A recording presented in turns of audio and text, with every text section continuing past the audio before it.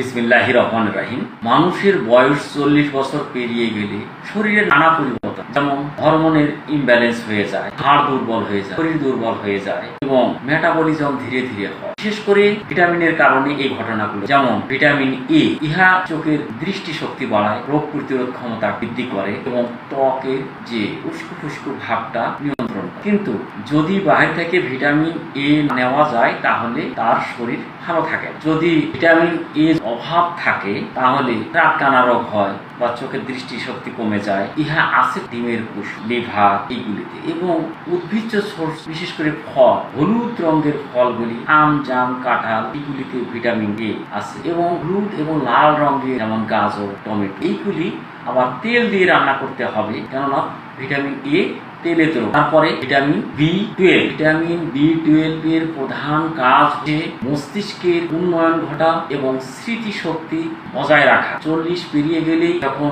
Vitamin বি12 কমে যায় তখন মানুষ আর ভালো স্মরণ রাখতে পারে। তাই নিয়মিত ভিটামিন বি12 গ্রহণ করা উচিত। যেমন ডিমের কুসুম, দুধ, দুগ্ধজাত দ্রব্য, মাশরুম, ইহাতে ভিটামিন বি12 আছে এবং ইহা মস্তিষ্ককে সুস্থ রাখে। তারপরে ভিটামিন সি অভাব হলেই রোগ প্রবণতা বেড়ে যায়, শরীরের রূপ লাবণ্য নষ্ট হয়ে যায় এবং আয়রন শোষণ কম হয়ে যায়। ভিটামিন সি সচরাচর আমাদের দেশে টক জাতীয় ফলগুলি, যেমন আমলকি, পেয়ারা, জাম্বুরা, লেবু, তেঁতুল, যে কোনো ধরনের টক জাতীয় ফলে আছে এবং কাঁচা মরিচেও সামান্য পরিমাণে আছে। ভিটামিন সি দৈনিক যদি গ্রহণ করা যায়, ইহা একদিনের বেশি শরীরে থাকে না, আয়রন শোষণ ভালো হবে এবং শরীরের রোগ প্রতিরোধ ক্ষমতা বাড়বে, রূপ লাবণ্য বাড়বে। সর্বশেষে বলবো ভিটামিন ডি।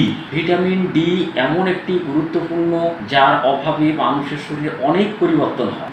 ভিটামিন ডি যার অভাব হলেই ক্যালসিয়াম শোষণ হবে না। ইহার অভাব হলেই হাড় ব্যথা হয়, দুর্বলতা দেখা যায়, ক্লান্তি ভাব হয় এবং বিষণ্ণতা, মানুষ মন মরা হয়ে বসে থাকে। ইহার প্রধান কাজ ক্যালসিয়ামের শোষণ, হাড় ও দাঁত মজবুত করে। উৎস হিসাবে ডিমের কুসুম, মাছের তৈল, দুধ ও দুগ্ধজাত দ্রব্য, মাশরুম, চামড়ার নিচে মেলানিন আকারে জমা থাকে। যখন মানুষ সূর্যের আলোতে যায় তখন সূর্যরশ্মি দেহে পড়লে এই মেলানিন অ্যাক্টিভেট হয়ে ভিটামিন ডি তৈরি হয়। বিশেষ করে আরামদায়ক সূর্যের আলো হতে পারে সকাল 8টা থেকে 10টা, অথবা পড়ন্ত বিকালে, অথবা শীতের দিনে দুপুরে। অর্থাৎ যখন আরামদায়ক সূর্যের রশ্মি শরীরে পড়বে এবং গাঢ় সেলগুলো প্রবেশ করতে বাধা দিবে না, তখন ভিটামিন ডি তৈরি। 40 পেরিয়ে গেলে নিয়মিতভাবে vitamin A, B, C, D গ্রহণ করতে হবে, যাতে করে শারীরিক সমস্যা না হয়। আপনি নিয়মিত